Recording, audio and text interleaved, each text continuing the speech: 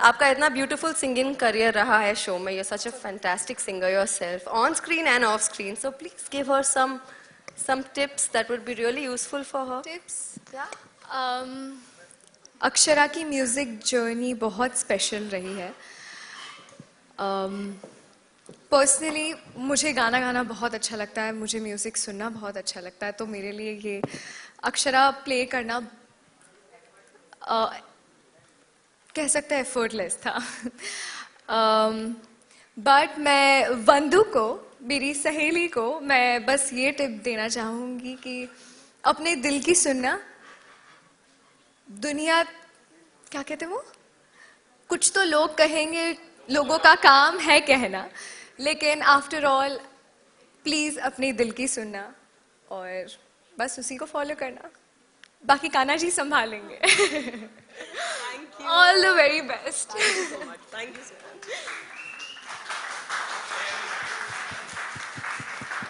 मैं डाल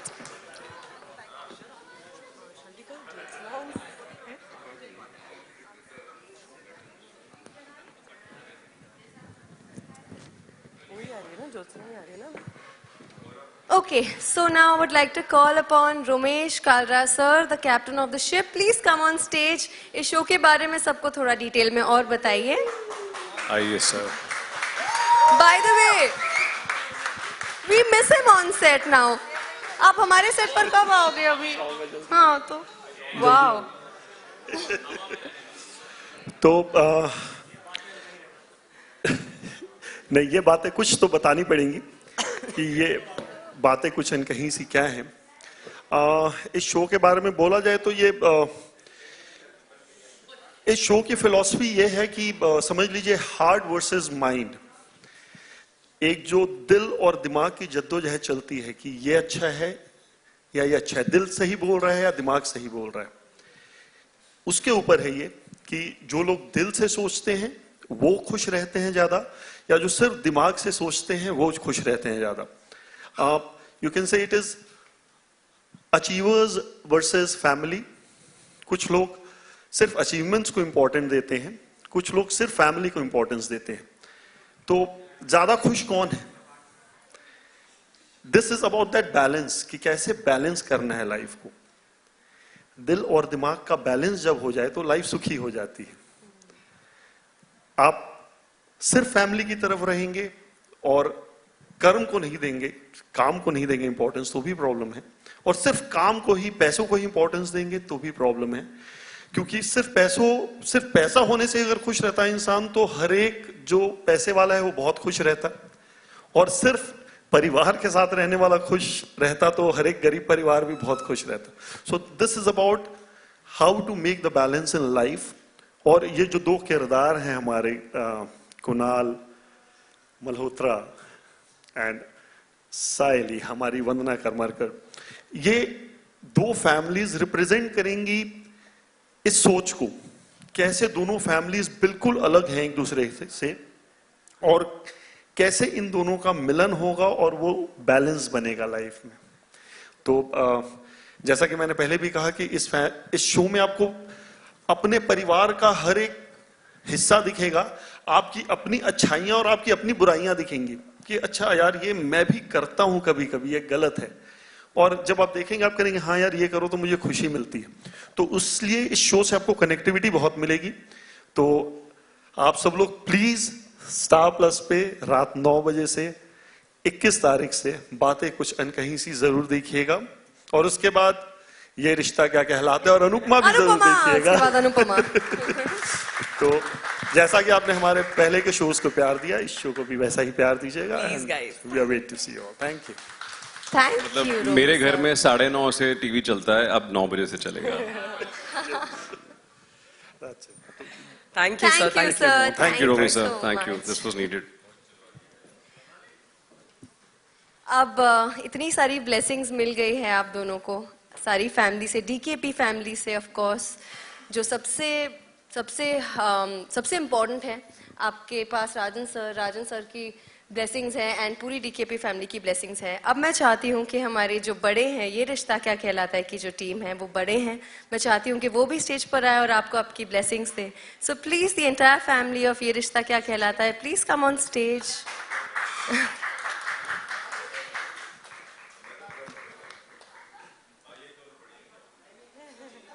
ओह, पूरी family, I said the entire family please.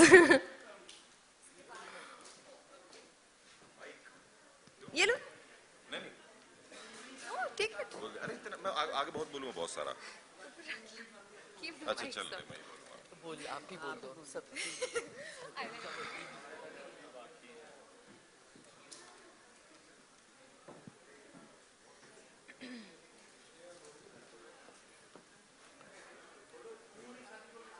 Sudhanshu settle हो जाए तो मैं भी कुछ बोलूं। हेवीवेट्स है हम। सेटल हो जाऊं। ऐसे स्क्रीन वाले हीरो आपने देख लिए और उसके बाद ऑफ स्क्रीन हीरो भी यहां आए। ऐसे थोड़ी सी मैं भी तारीफ कर दूं रोमेश जी की। बहुत सारे लोगों के साथ काम किया, आज ऑलमोस्ट 19 साल हो गए काम करते हुए। ये एक ऐसा आदमी है जो आपका सुर गलत नहीं लगने देता।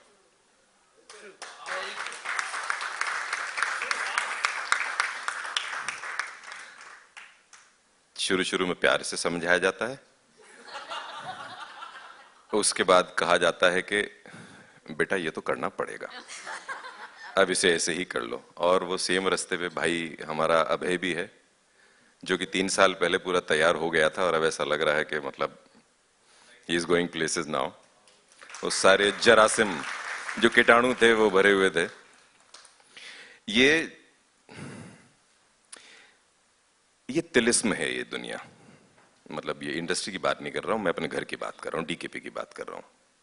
जब पहली बार, ये किस्सा आप लोगों के लिए भी है, जब पहली बार मेरी मुलाकात हुई राजन जी से इस शो के लिए, तो बोले सचिन ये शो जो है ये भगवान का शो है ये रिश्ता के लिए। और मुझे ऐसा लगा, मैंने कहा अपने माल के बारे में सब ऐसे ही बोलते हैं, है ना? तो मैंने ऐसे हाँ में हाँ मिला, मैंने कहा बिल्कुल सही कह रहे हो, ऐसे हो भाई, मुझे तो पैसे मिल रहे हैं यहाँ से। साल, 1.5 साल, 2 साल बाद एक्चुअली मुझे एहसास हुआ कि ओहो ये तो एक्चुअली भगवान चला रहा है इस शो को। क्योंकि अब मुझे सीरियसली ये यकीन है कि हम में से कोई भी नहीं होगा, ये लोग सिर्फ सेट के ब्लॉक बना के उसका टेलीकास्ट करेंगे तो भी चलेगा ये। और बहुत दिल से बोल रहा हूं। और गौरव ने एक बात कही कि मुझे डीकेपी का ऑफिस और अपना सेट सबसे अच्छा लगता है।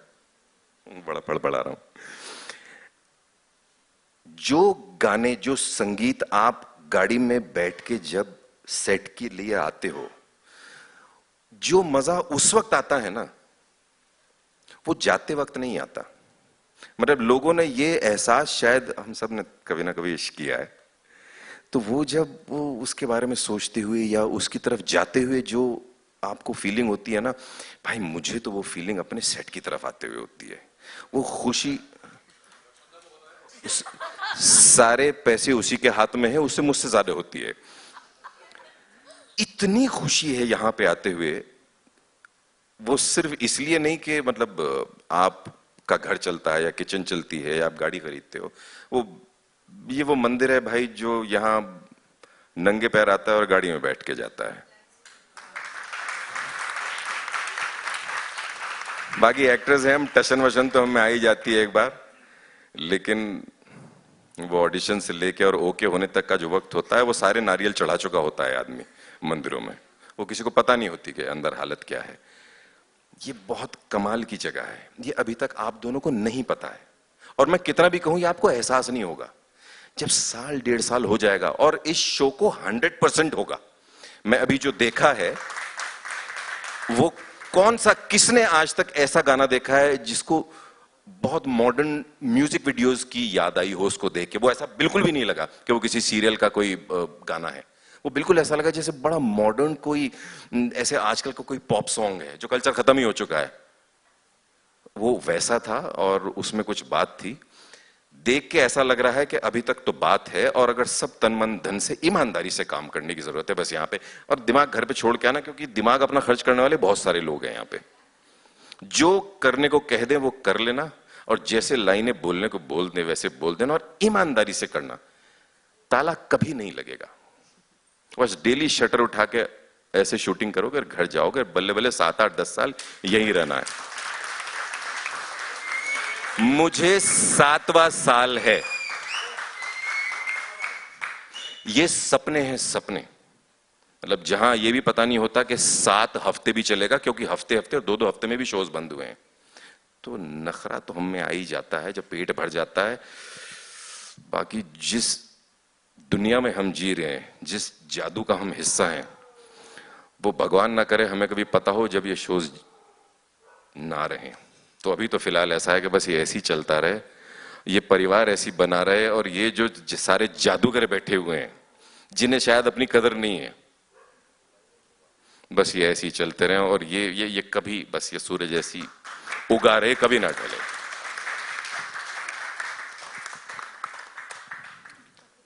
Thank you. ये कोई और करे। क्या है तो सरस्वती की मूर्ति है। हिंदू मुस्लिम में शुरू नहीं करना चाहता यहां पे, लेकिन संगीत एक ऐसी दुनिया है जहां पे जितने मुस्लिम साजिंदे कारिंदे, जितने भी कलाकार हैं, वो भी यही कहते हैं कि माता सरस्वती की कृपा है। I have been part of that. तुमने गुलाम मुस्तफा खान साहब के यहां सीखा है, वो भी माता सरस्वती ही बोलते हैं। सलीम सुलेमान के यहाँ भी माता सरस्वती है, साजिद वाजिद के यहाँ भी माता सरस्वती है। तो ये बड़ी विचित्र बात है कि जो बिल्कुल आइडल वर्शिप को नहीं मानते, लेकिन कुछ ऐसा है कि जब आप कला की तरफ चलते तो कला की देवी को मानने लगते हो। और भाई जब देवी है तो मतलब फिर भक्तजनों तक पहुंचा दिया जाए इन्हें।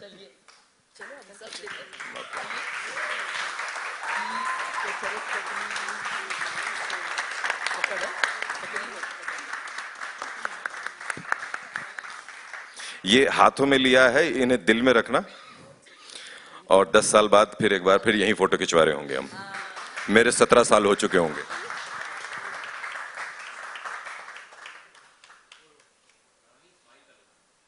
इसके